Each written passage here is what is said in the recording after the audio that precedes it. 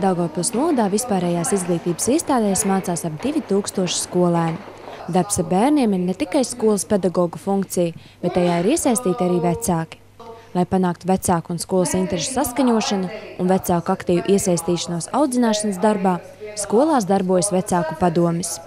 Daugavpils novadā jau 3. reizi tika rīkota Daugavpils novada skolu padomu pārstāvju seminārs, lai smeltos idejas un apmainītos ar pieredzi. Vecākiem ir daudz dažādu radošu domu, varbūt dažreiz trūkstās pārliecības, vai es to varu izdarīt, vai tas tā varētu notikt, ja? Un gribās mazliet tā vecākus atvērt, lai viņi tās savas idejas inicētu un lai nāktu sadarbību ar skolu. Jo tad, kad vecāki pieliks savu roku, savu artavu skolas dzīvē, tad arī bērniem būs cita attieksme pret šo skolu. Jo, lai nebūtu tā, ka skola audzina bērnu, vecāks audzina atsevišķi bērnu, ja, bet tad, kad audzina kopā bērnu, tad laikam šis rezultāts būs daudz pozitīvāks un tik tiešām izaugs pozitīvām vērtībām orientēti jaunieši. Ja, tā kā tas ir mūsu tas kopīgais mērķis un tad gribās veidot to bērniem pēc iespējas draudzīgāku vidi un šeit bez vecāku atbalsta neiztikt. Šoreiz seminārs noritēja Kalupes pamatskolā. Kalupes pamatskolas direktora Ināra Onzula iepazīstināja klātesošos ar skolas darba organizāciju un sadarbību ar skolēnu vecākiem. Tika prezentēta skolēnu pašpārvalde, dienas centrs Varavīksne, kurā bērniem un jauniešiem ir iespēja pavadīt brīvo laiku, kā arī mazpulku organizācija. Kalupes pamatskolā bērniem ir iespēja apmeklēt 16 dažādu veidu pulciņus, jebkurām interesēm.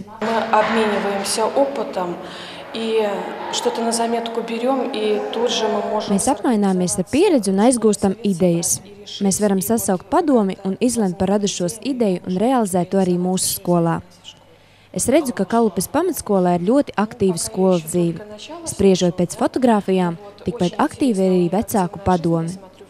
Man patika viņu tradīcija vārīt zupu lielajā katlā Lāčplēša dienā, talku rīkošana, un patika, ka skolēni ar priekšnesumiem brauc uz sociālā dienesta iestādēm un pansionātiem. Es domāju, ka šī ideja varētu izdoties arī mums, jo Biķernieku skolas skolēni ir ļoti aktīvi mākslinieckajā pašdarbībā, un viņiem ir ko parādīt. Semināra dalībniekam tika sniegta iespēja arī praktiski piedalīties Kalupes pamatskolas radošajās darbnīcās.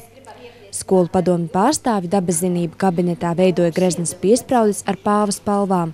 Sporta zālē izdejoja rotaļot 1. līdz 2. klases skolēniem un mūzikas kabinetā kopīgi sadziedāja. Īpašs skolas lepnums ir pulciņš dabas draugi. Skolas ēkā ir iekārtots mini zoodārs, kur skolēniem ir iespēja rūpēties gan par istabas augiem, gan dažādiem dzīvniekiem. Te savu mājvietu ir atradušas pat tik eksotiskas radības kā tarantuls, Āfrikas prusaks un tritons. Jāsaka, tā ja pirmajā seminārā vecāki tādi diezgan bikli bija.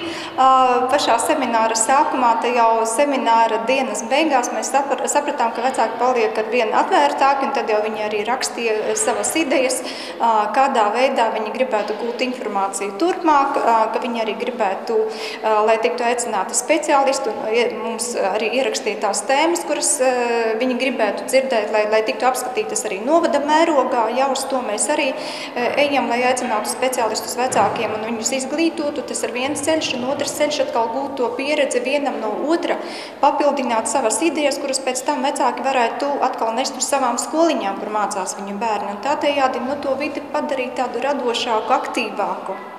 Kalupes pamatskolas direktora uzskata, ka skolu padome ir direktora padomdevējs un sirdsapziņa. Vecāku padomes mērķis ir iesaistīties dažādu pasākumu organizēšanā un kopīgiem spēkiem censties kompensēt to, ko vēlas sniegt saviem bērniem, taču ko nevienmēr nodrošina valsts. Savukārt izglītības pārvaldes vadītāja Irēna Bulaša norādīja, ka skolai perspektīva ir tikai tad, ja tajā notiek ne tikai izglītošanās, bet arī aktīva skolas un kultūras dzīve. Elsa Timšāna, Gunts Kaminskis, Daugavpils novada doma, Latgales reģionālajai televīzijai.